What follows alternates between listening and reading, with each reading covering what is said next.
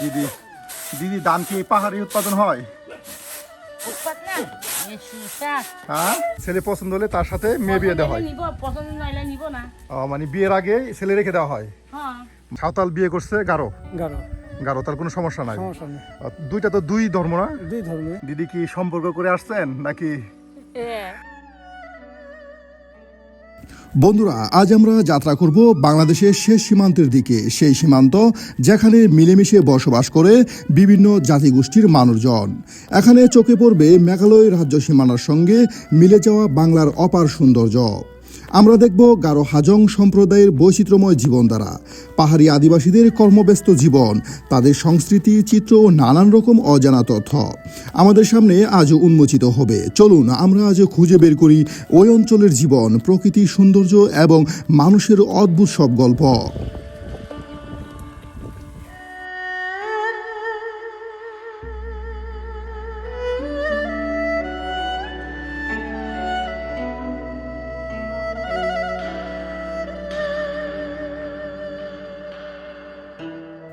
এই অঞ্চলের উঁচু নিচু পাহাড় আর পাহাড়ের গায়ে গড়ে ওঠা আদিবাসীদের ছোট্ট ছোট্ট বাড়িঘর সত্যিই আপনাকে মুগ্ধ করবে।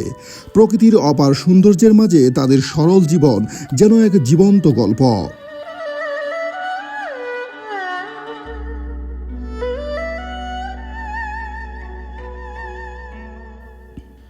আর পাহাড়ি নারীদের পরিশ্রম ও সংগ্রামী জীবন আপনাকে নতুন করে ভাবতে শেখাবে। প্রতিদিন কঠোর পরিশ্রম আর সংগ্রামের মধ্য দিয়েই তারা টিকে রয়েছে তাদের পরিবার ও জীবন ব্যবস্থার স্বপ্ন বুনে। তাদের বেঁচে থাকার লড়াই, সাহস আর আত্মবিশ্বাস এই পাহাড়ি জনপদ করেছে আরও অনন্য ও বৈচিত্র্যময়।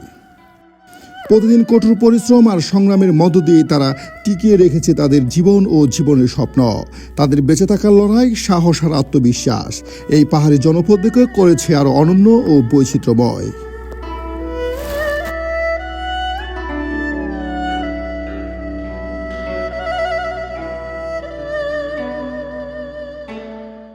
সুপ্রিয় বন্ধুরা, আমরা কিন্তু এখন অবস্থান করছি ঠিক ভারতের মেঘালয় রাজ্য ঘেঁষা বাংলাদেশের শেষ সীমান্ত এলাকা দিগলকুনা। আর এই এলাকা অবস্থিত জামালপুর জেলার বক্সিগঞ্জ উপজেলায়।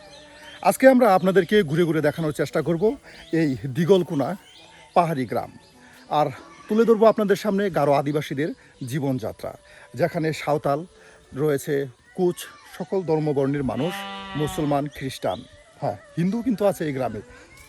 দেখুন বিস্তৃত পাহাড়ি মাঠ, পাহাড়, উঁচু নিচু পাহাড়, আর তার সাথে কিন্তু রয়েছে এখানে আবাদি ধানি জমি।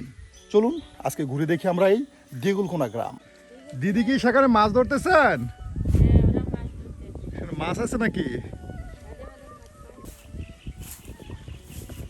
পাহাড়ের জোড়ায় দেখুন কিভাবে মাছ ধরা যায়।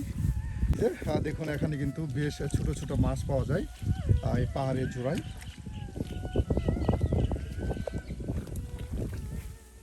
একদম এই মাছগুলো একদম ছোট মাছ, রেণু মাছ।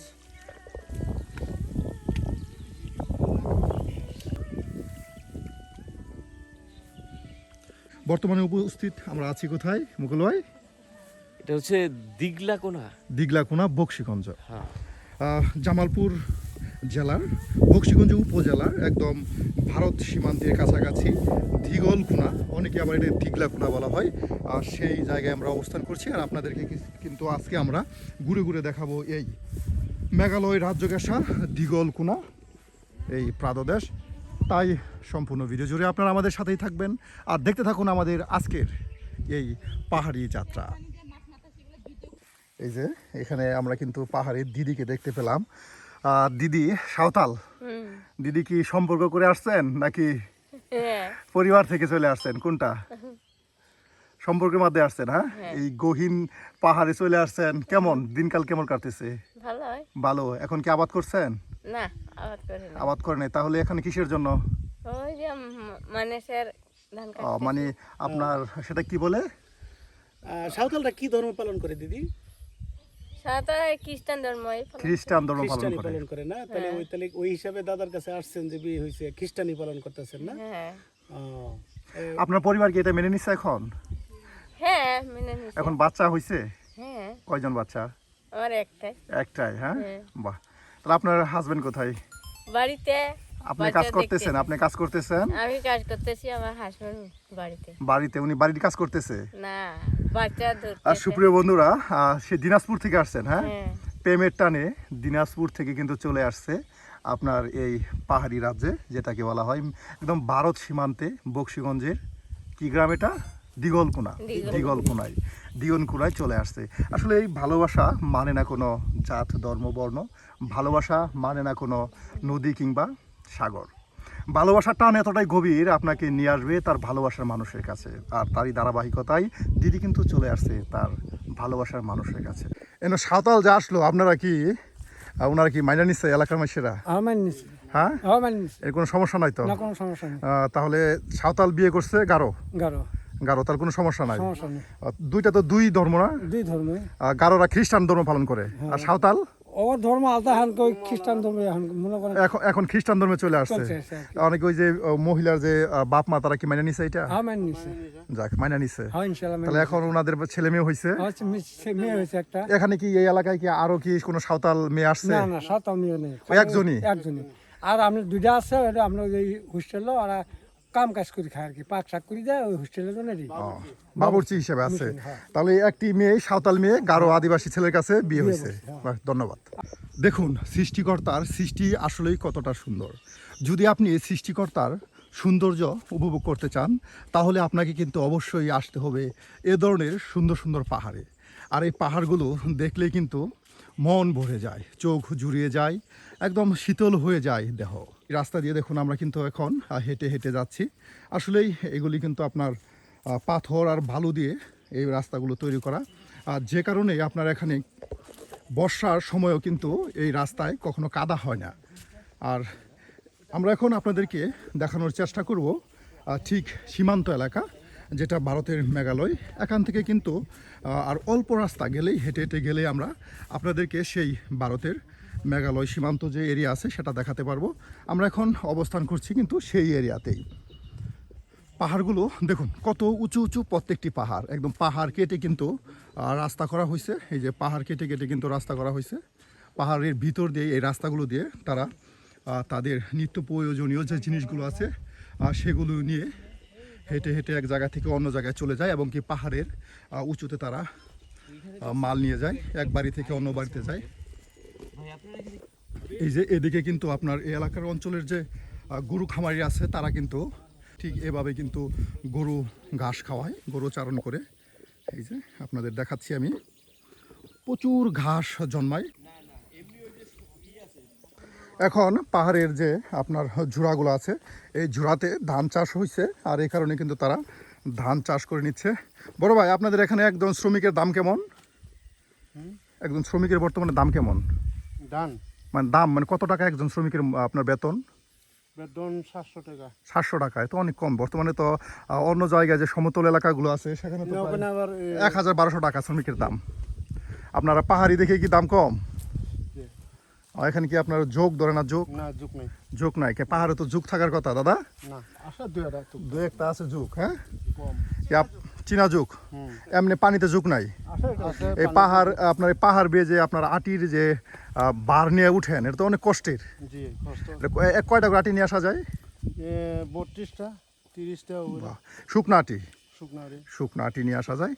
দেখুন এই পাহাড় বেয়ে বেয়ে কিন্তু তারা তাদের যে ধানের মুড়ি বা আটি বলুন, তারা নিয়ে নিয়ে কিন্তু বাড়িতে চলে যায়। নিচ থেকে আপনাদের পাহাড়টা দেখায় কত উঁচু। এই দেখুন কত উঁচু পাহাড়, আর উপরে কিন্তু আপনার পাখি ডাকতেছে। সুপ্রিয় বন্ধুরা, এই পাহাড়ের জোড়াতে কিন্তু প্রচুর ফসল উৎপাদন হয়। এই যে দেখতে পাচ্ছেন আপনারা বিস্তৃত যে ভূখণ্ড, এই ভূখণ্ডেই কিন্তু আপনার এই বুড়ো আবাদ করে থাকে। এই সময়ে বর্ষার সিজনে বেশ ধান উৎপাদন হয় এই পাহাড়ি জোড়াগুলোতে। আর এখানেও কিন্তু এই জোড়াগুলোতে আছে যে গভীর জায়গাগুলো আছে, সেখানেও কিন্তু মাছ পাওয়া যায়, প্রচুর মাছ হয় এই গভীর যে জায়গাগুলো সেগুলোতে। এই অঞ্চলের মানুষ এই পাহাড়ের জোড়াতেই আপনার বুড়ো ধান আবাদ করে, কারণ তারা কিন্তু একটি ফসলই পায়, এই বড় ধান। আর শুকনা মৌসুমে তারা এখানে কোনো ধরনের ফসল করতে পারে না, আর তখন তারা এই জায়গায় গরু চারণ করে প্রত্যেকটি পাহাড়ি আদিবাসী কিংবা বাঙালি মুসলমান হিন্দু যারা আছে খ্রিস্টান তারা সবাই কিন্তু গরু চারণ করে এইসব পাহাড়ি অঞ্চলে। বিশেষ করে এই অঞ্চলগুলোতে প্রচুর ঘাস জমায়।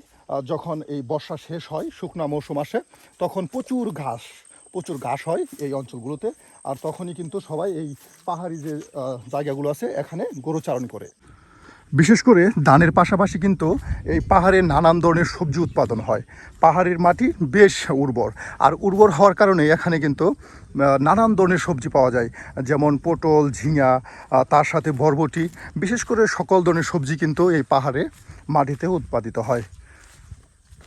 আর মাছ, পাহাড়ের জোড়ায় কিন্তু প্রচুর মাছ থাকে, প্রত্যেকটি জোড়া থেকে কিন্তু মাছ পাওয়া যায়।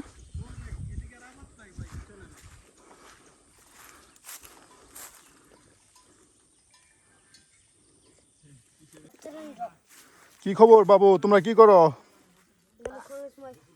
তোমাদের নাম কি? হ্যাঁ, এই যে দেখুন পাহাড়ি আদিবাসী বাচ্চারা তারা কিন্তু খেলাধুলা করতেছে। এই যে আমাকে দেখে তারা লজ্জা পেয়েছে, তাই একজন আরেকজনকে ধরে রেখেছে। আসলে তারা কিন্তু পাহাড়ি হওয়ার কারণে ক্যামেরার সামনে তেমন একটা আসতে চায় না, তারা নিজেদেরকে লুকিয়ে রাখতে চায়। ঠিক যেমন করে তারা পাহাড়ে বসতি করে, তারাও কিন্তু ঠিক তেমনভাবেই নিজেদেরকে লুকিয়ে রাখে। এই যে এখানে কিন্তু পাহাড়ি আদিবাসী কিংবা এই অঞ্চলের যারা রাখাল আছে তারা কিন্তু এভাবেই গরু লালন পালন করে একদম খোলামেলাভাবেই গরু ঘাস খাচ্ছে।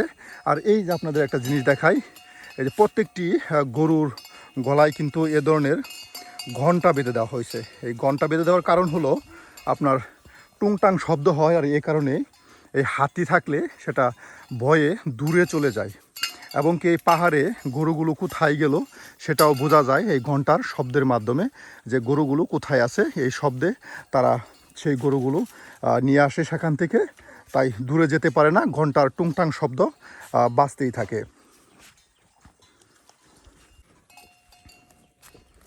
দিদি, আপনাদের এখানে কি হাতি আসে না? হ্যাঁ, এই অঞ্চলে হাতি নাই। এই গরুর গলায় এভাবে ঘন্টা কেন দিদি? আপনার লুকায় যায় বিভিন্ন জায়গায়, এর জন্যই ঘন্টা দেওয়া হয়েছে। আপনাদের এখানে আদিবাসীরা যারা আছে তারা কোন দিকে থাকে? ওই সামনে। হ্যাঁ, এখন তো এই অঞ্চলের আপনার আবাদ আছে সব শেষ, আর এই পাহাড় অঞ্চলে কি আপনার সবজি হয় না? সবজি হয়। আপনি কি এখানে গরু দেখতেছেন? আপনার গরু কয়টা? ছাগল, গরু সবই দেখতেছেন। হ্যাঁ, এই যে দিদি বললো, আর দিদি নাকি এখানে ছাগল চড়াচ্ছে, তার সাথে গরু। এই যে পাহাড়ে কিন্তু তারা ছাগল গরু সবই লালন পালন করতেছে। এভাবেই কিন্তু পাহাড়ের জোড়ায় কিন্তু এই যে গরুগুলো ঘাস খাচ্ছে। দেখাই,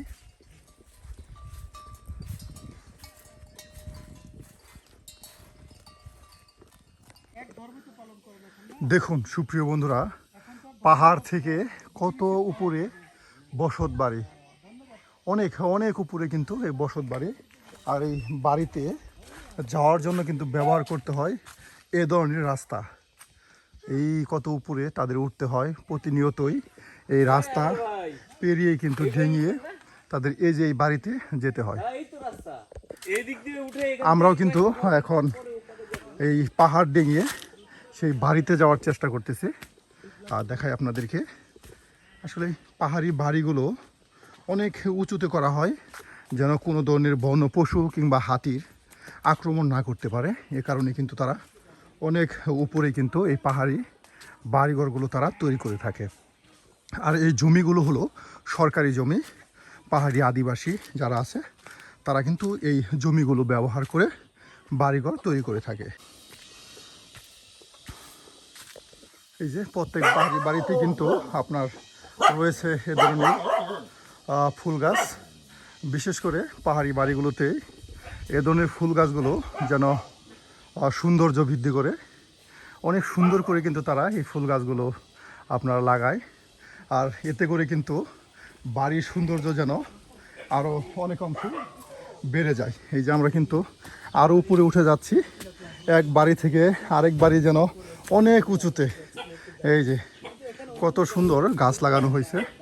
এই যে দিদি, এই যে দেখুন গাছ লাগিয়েছে, কত গাছ। আর বাড়িতে আসার সাথে সাথে কিন্তু কুকুর ডাকাডাকি শুরু করেছে। আর এই যে দিদি ধান কি পাহাড়ি উৎপাদন হয়? উৎপাদ না এই সুসা হ্যাঁ, ধান পুষ্ট হয় না ধান তেমন একটা হয় না। না এই যে দেখুন দিদি কিন্তু আপনার ধান ঝাড়ু দিচ্ছে। কি ধান দিদি এগুলা? কি জানি ধান ইয়া এজাত না কি এজেট। এজের ধান। এটা কি সিদ্ধ করছেন দিদি? সিদ্ধ সিদ্ধ ধান কিভাবে উঠান এত উঁচা টিলার উপরে আপনাদের বাড়ি এই ধানগুলো? ওখানে বাইরে আনছে ওখানে বাইরে করে বস্তা করে এখানে উঠাইছেন? গাড়ি তুলা গাড়ি তুলে উঠাইছেন না? আমরা কিন্তু প্রথম পাহাড়ে যে বাড়িটা পেলাম, এতক্ষণ রাস্তা হাঁটার পর এই বাড়িটা কিন্তু পেলাম। আর দেখুন এই বাড়িতে কত ফুল গাছ, যেমন তার সাথে এই যে পাহাড়ি কাঁঠাল কিন্তু তারা এখানে রেখে দিয়েছে। এই কাঁঠালগুলো কিন্তু পেকে গেছে, এই যে আপনাদের দেখাই প্রত্যেকটি কাঁঠালই পেকে গেছে। আর এই যে বাড়ির আঙিনা দিয়েও কিন্তু নানান ধরনের ফুল গাছ লাগানো হয়েছে। আর দেখুন কত নিচে, সমতল কতটা নিচে দেখুন আপনাদের দেখাচ্ছি। আসলে অনেকক্ষণ হাঁটার পর আমরা কিন্তু এই পাহাড়ি প্রথম বাড়ি পেলাম এই পাহাড়ে। আর পাহাড়ি গাছগুলোতে দেখুন কত সুন্দর কাঁঠাল হয়। প্রত্যেকটি কাঁঠালের সাইজ দেখায় আপনাদের, একদম অনেক বড় সাইজের কাঁঠাল। এই কাঁঠালগুলো খেতেও যেমন মিষ্টি, ঠিক ততটাই রসালো। একবার মুখে দিলেই কিন্তু এর ঘ্রাণ ছড়ায়, এতটা সুস্বাদু এবং রসালো এই কাঁঠালগুলো। আর পাহাড়ে বিশেষ করে ফুলের পাশাপাশি ফলেরও বেশ ফলন হয়, কারণ পাহাড়ির মাটিগুলো থাকে বেশ উর্বর। আরেকটা জিনিস দেখায়, এই যে এখানে কিন্তু আপনার শামুক তারা রেখে দিয়েছে। এটাকে বলে নজর থেকে বাঁচানোর জন্য, যে এই আম গাছে প্রচুর আম হয়, আর এই কারণেই নাকি তারা এই নজর দিয়ে রেখেছে। এটাকে পাহাড়িরা নজর ফোঁটা বলে, শামুক দিয়ে বেঁধে দিয়েছে যেন এই আম গাছে কারোর নজর না পড়ে। কিন্তু এরপরেও কিন্তু এই যে পোকার নজর কিন্তু ঠিকই পড়ে গেছে। দেখুন এই কত উঁচু পাহাড়, এই পাহাড়েও কিন্তু তারা বাইক নিয়ে উঠে। মোটরসাইকেল কেমনে উঠাইছে এত উঁচার মধ্যে? এই যে দেখুন পাহাড়িদের আপনার কত সুন্দর হাতে তৈরি করা ঝুড়ি। এই ঝুড়িতে তারা হাঁস মুরগি রাখে, এখানে হাঁস মুরগি তারা রাখে। এই যে নানান ধরনের ঝুড়ি কিন্তু তারা নিজ হাতে তৈরি করছে হাঁস মুরগি রাখার জন্য। আসলে পাহাড়ের নানান ধরনের বাঁশ বেত পাওয়া যায়, আর সেগুলো দিয়ে কিন্তু তারা এ ধরনের ঝুড়িগুলো তৈরি করে থাকে।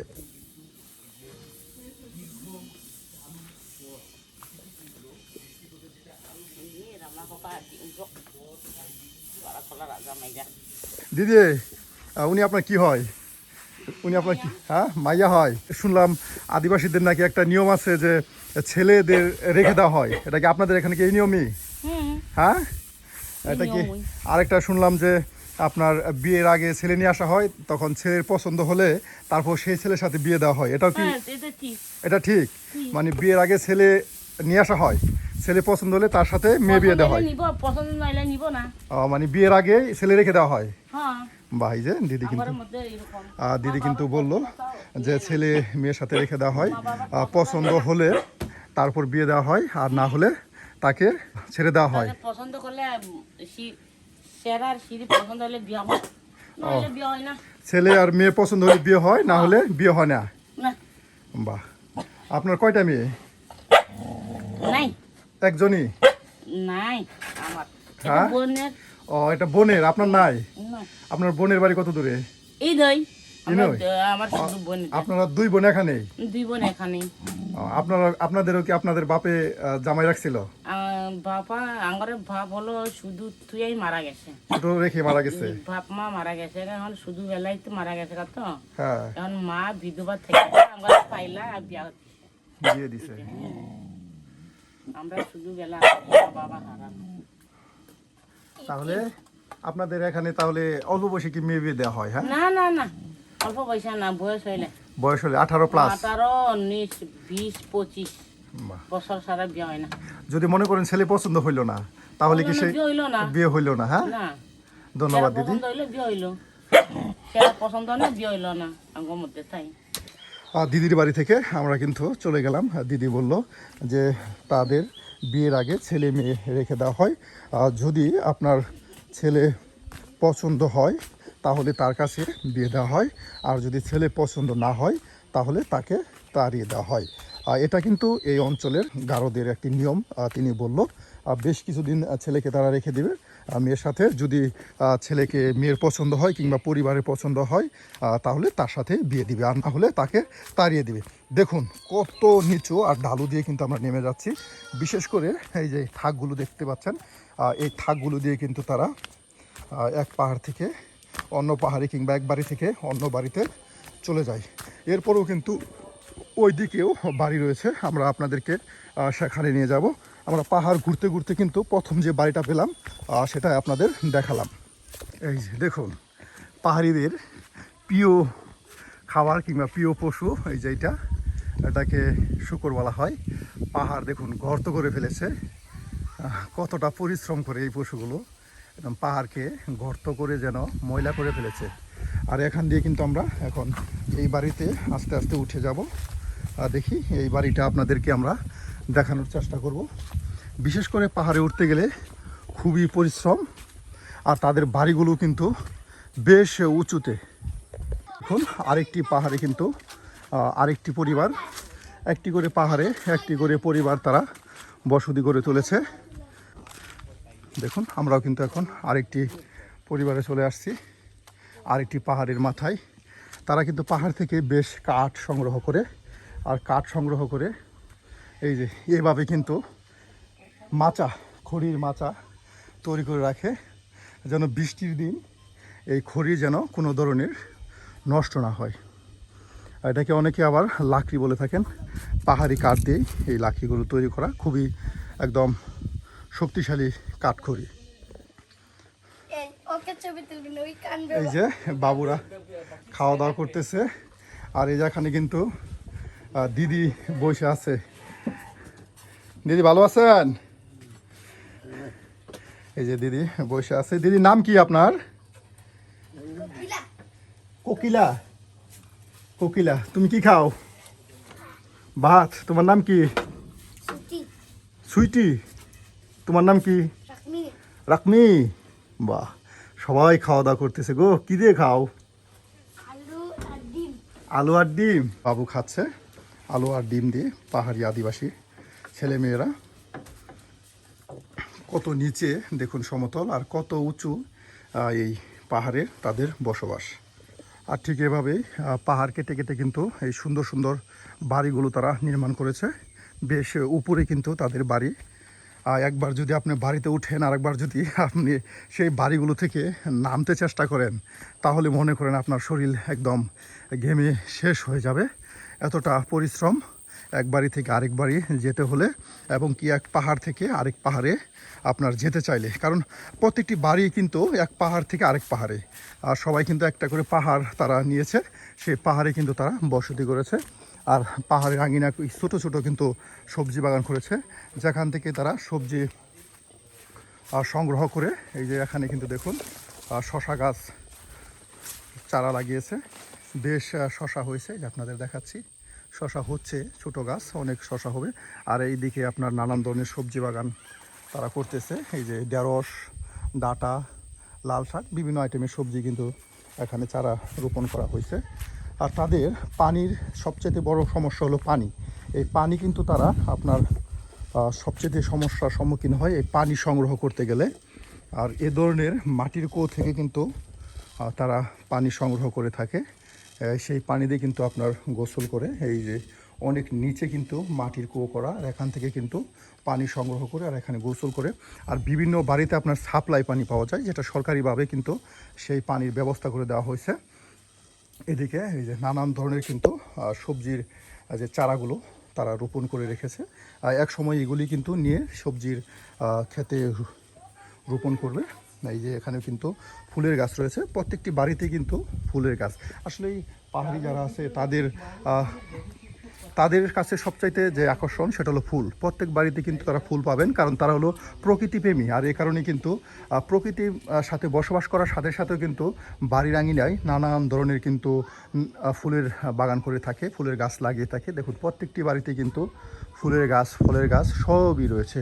এই যে দেখুন এখানে কিন্তু আপনার বাঁশ কেটে এই যে লতা ফুল যেটাকে বলি, সেই লতা ফুলের গাছ আপনার লাগিয়েছে। আর আম গাছে দেখুন কত আম ধরেছে। আসলে প্রত্যেকটি বাড়ি কিন্তু বেশ সুন্দর, একদম পরিপাটি গোছানো। আর এই বাড়ির মানুষগুলো কিন্তু এখন কাজের জন্য চলে গেছে পাহাড়ে, নানান ধরনের কাজ করবে। কেউ ধান কাটবে, কেউ সেখানে কাঠ সংগ্রহ করতে গেছে। আর এই জন্যই কিন্তু বাড়িতে তেমন মানুষ দেখা যায় না, কারণ পুরুষের পাশাপাশি পাহাড়ি যে আদিবাসী নারীরা আছে তারাও কিন্তু পাহাড়ে চলে যায় আপনার কাজ করার জন্য। আর এই যে এইদিকে আবাদি জমি, অনেক নারী পুরুষ সবাই কিন্তু সেই আবাদি জমিতে ফসল কাটার জন্য কিন্তু চলে গেছে।